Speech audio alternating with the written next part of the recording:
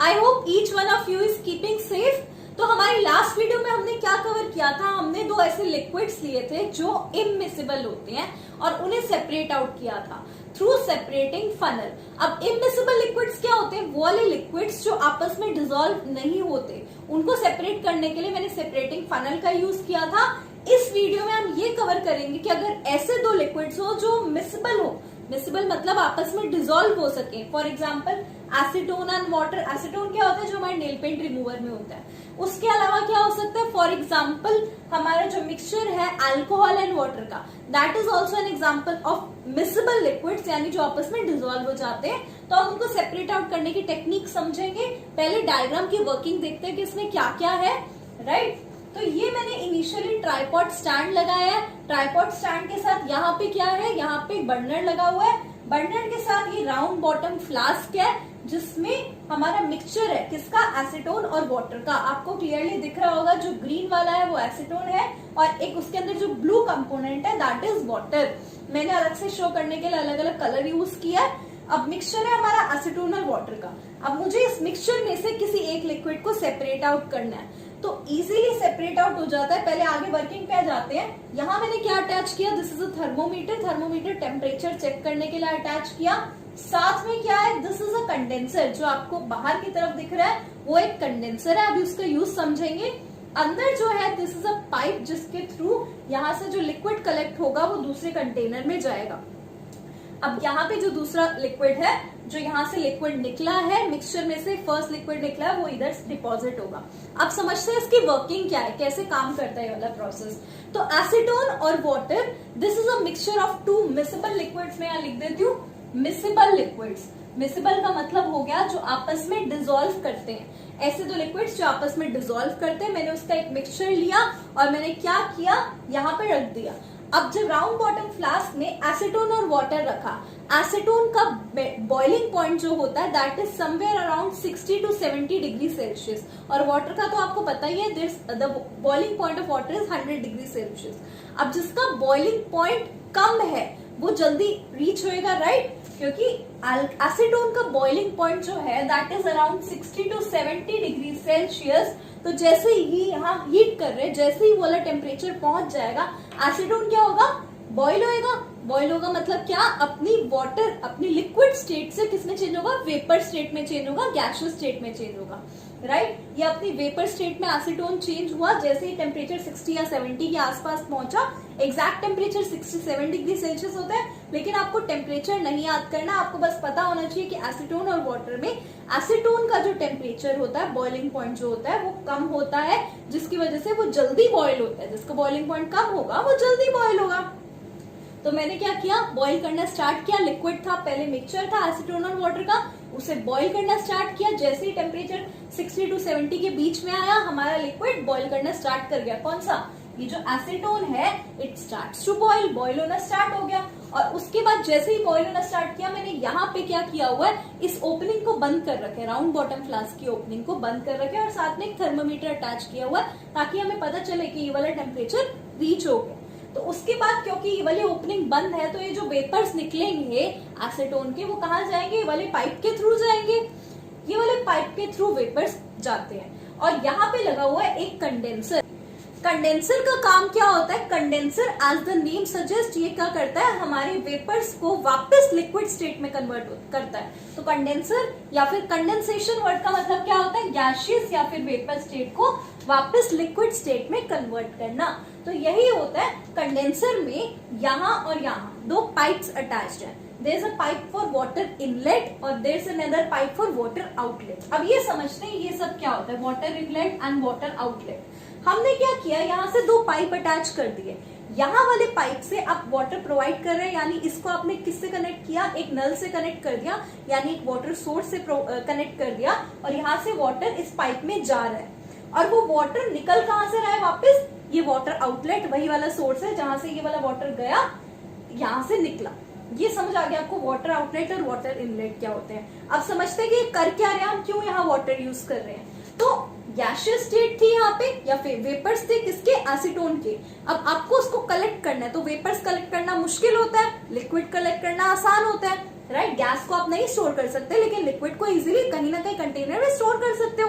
तो यही कंडेंसर करता है। वो क्या करता है, ये वाले जो वेपर्स यहाँ से एसीटोन के वेपर्स निकले वो इस पाइप के थ्रू पास करते हैं, कंडेंसर इसके बाहर तरफ लगा हुआ है। तो दिस इंश्योर्स कि ये वाला पाइप जो है इस लिक्विड से जो वाटर आ रहा है, हम कंडेंसर में वाटर डाल रहे हैं, उसके साथ मिक्स ना हो, अलग अलग रहते हैं ये लिक्विड्स। तो हमने क्या किया, यहाँ पे वेपर्स आ रहे थे, बाहर कंडेंसर लगाया, कंडेंसर ने वाटर यहाँ डाला और कोल्ड वाटर क्या करता है, ये वाले वेपर्स को हेल्प करता है वापस लिक्विड स्टेट में कन्वर्ट होने में।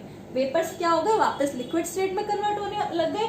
यहाँ हमने कोल्ड वाटर दिया था और कंडेंसर कंडेंस करके वापस निकल जाता है। तो वाटर का सिर्फ इतना काम है कि वो यहाँ के जो वेपर्स हैं, जो एसीटोन के वेपर्स निकले, उसे लिक्विड स्टेट में कन्वर्ट कर रहा है। और क्यों किया हमने ऐसे, बिकॉज लिक्विड को स्टोर करना आसान है। हम गैस तो नहीं स्टोर कर सकते, लिक्विड इजिली स्टोर कर सकते हैं। तो वापस ये जो वेपर्स थे ये वापस लिक्विड स्टेट में कन्वर्ट हो गए।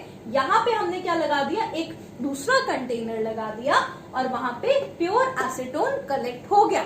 अब जैसे ही ये टेम्परेचर 60 to 70 डिग्री रहता है, हमने यहाँ क्या लगा रखा, थर्मोमीटर। तो थर्मोमीटर ने क्या किया, ये इंश्योर कि टेम्परेचर इतना ही रहे। अब जैसे ही टेम्परेचर 70 पार पहुंच गया, 75, 80 के आसपास चला गया, मतलब क्या है, यहाँ से जो ग्रीन वाला लिक्विड है यानी जो एसीटोन है वो सारा निकल गया और इस कंटेनर में पहुंच गया। अब उसके बाद 80, 85, वाटर का क्या बॉइलिंग पॉइंट है, 100 डिग्री सेल्सियस। मतलब जब तक 100 डिग्री नहीं पहुंचता तब तक वाटर तो बॉइल होना नहीं स्टार्ट करेगा, राइट। तो this ensures that the first liquid is collected here and the second liquid that is water remains in this round bottom flask. अब ऐसे ही हम तो दो कोई भी लिक्विड्स ले लेते हैं जो आपस में डिसॉल्व हो सकते हैं, उनको सेपरेट आउट कर दिया। However, the fundamental key remains कि जो दोनों लिक्विड्स हैं उन दोनों के बॉइलिंग पॉइंट में 25 डिग्री सेल्सियस या फिर 25 केल्विन का फर्क होना चाहिए। जैसे यहाँ पे क्या किया हमने, एसीटोन और वाटर लिया। एसीटोन का बॉइलिंग पॉइंट था 67 डिग्री सेल्सियस और वाटर का बॉइलिंग पॉइंट है 100 degree Celsius. So there is a difference of somewhere around 30 degree Celsius का फर्क है दोनों में। अब क्या है, एक ऐसी सिचुएशन इमेजिन करते हैं जब इतना ज्यादा फर्क ना हो।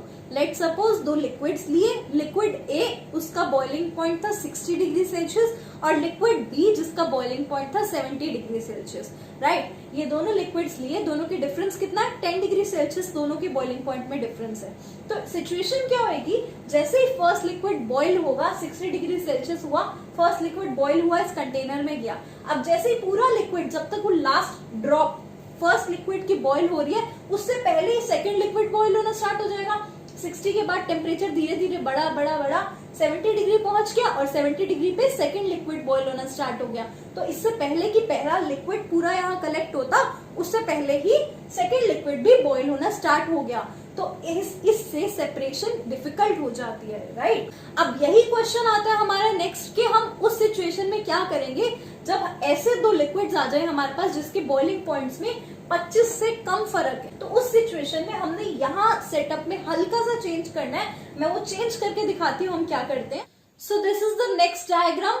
हमारा जो फर्स्ट प्रोसेस था उसमें हमने किसको सेपरेट किया था, एसीटोन और वाटर के एक मिक्सचर को सेपरेट किया था। Difference of their boiling point was more than 25 degree Celsius, इसलिए वो इजिली सेपरेट आउट हो गए थे। सो अब इस केस में हम उन मिक्सचर्स को देखेंगे जिसका difference in boiling point 25 degree Celsius या 25 केल्विन से कम है, और हम उन लिक्विड्स को सेपरेट करने की बात करेंगे। For example alcohol and water. Alcohol का बॉइलिंग पॉइंट 78 डिग्री सेल्सियस होता है, आप 80 मान लो, रफली 80 डिग्री सेल्सियस। एंड वाटर का आपको पता ही है 100 डिग्री सेल्सियस। तो 25 से कम है बॉइलिंग पॉइंट, डिफरेंस दोनों का डिफरेंस 25 से कम है, इसलिए ये फ्रैक्शनल डिस्टिलेशन से सेपरेट होते हैं। तो अब ये वाली टेक्निक समझते हैं। बस यहाँ आपको दिख रहा होगा अपरेटस वगैरह सब सेम है, सिर्फ सिंगल चेंज क्या है, ये वाला column, that is the fractionating column.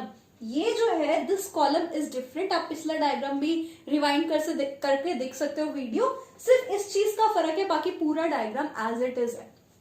सो किया क्या मैंने, इस वाटर का जो राउंड बॉटम फ्लास्क था जिसमें अल्कोहल और वाटर था, उसके ऊपर मैंने एक फ्रैक्शनेटिंग कॉलम लगा दिया।